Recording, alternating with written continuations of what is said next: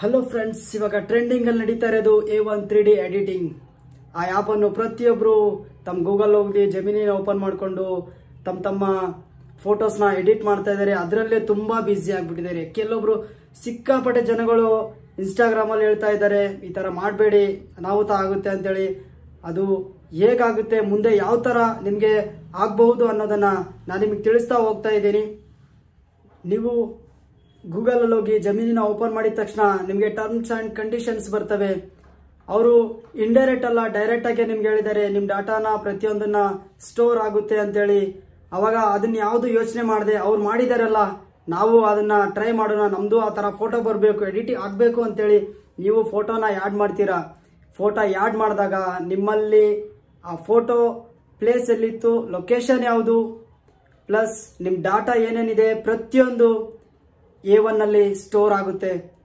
ಆ ಸ್ಟೋರ್ ಆಗಿದ್ದು ಆ ಫೋಟೋ ಅವ್ರ ಕಡೆ ಇರುತ್ತೆ. ಬಟ್ ನಿಮಗೆ ಏನಾಗುತ್ತೆ, ಆ ಫೋಟೋ 3D ಆಗಿ ಕನ್ವರ್ಟ್ ಆಗಿ ನಿಮಗೆ ಚೆನ್ನಾಗಿರೋ ಒಂದು ಪೋಸ್ ಅನ್ನು ಕೊಡುತ್ತೆ.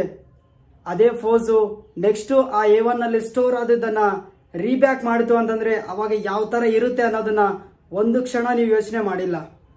ಪ್ರತಿಯೊಬ್ರು ಟ್ರೆಂಡಿಂಗ್ ಅಲ್ಲಿ ತುಂಬಾ ಪ್ರತಿಯೊಬ್ರು ಒಂದು ಯೋಚನೆನ ಮಾಡಬೇಕು.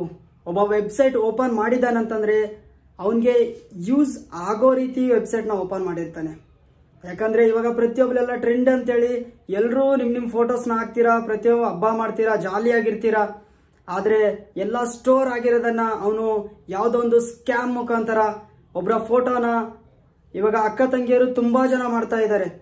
ಯಾರೋ ಒಬ್ರು ಫೋಟೋನ ಅಶ್ಲೀಲವಾಗಿ ಆ ಫೋಟೋನ ಮಾಡ್ಬೋದಲ್ಲ, ಪ್ರತಿಯೊಂದು ಮಾಡಿ ನಿಮಗೆ ನಿಮ್ಮ ಹತ್ರ ಯಾವುದೇ ತರ ದುಡ್ಡು ಕೇಳೋದಾಗಿರ್ಲಿ, ಇಲ್ಲ ಟ್ರೋಲ್ ಮಾಡೋದಾಗಿರ್ಲಿ, ಪ್ರತಿಯೊಂದು ಮಾಡಕ್ ನಿಂತ್ರೆ ಅವರು ಏನ್ ಬೇಕಾದ್ರೂ ಮಾಡಬಹುದು. ಯಾಕಂದ್ರೆ ನಿಮ್ದು ಪ್ರತಿಯೊಂದು ಡೀಟೇಲ್ಸ್ ಅಲ್ಲಿರುತ್ತೆ, ಡಾಟಾನು ಅಲ್ಲಿರುತ್ತೆ. ಹಂಗಾಗಿ ಪ್ರತಿಯೊಬ್ರು ಯಾರು ನಿಮ್ಮ ಫೋಟೋನ ಎಡಿಟ್ ಮಾಡಬೇಡ್ರಿ. ಟ್ರೆಂಡಿಂಗ್ ಅಲ್ಲಿ ಬರೋದನ್ನ ಪ್ರತಿಯೊಬ್ರು ಅವಾಯ್ಡ್ ಮಾಡ್ರಿ.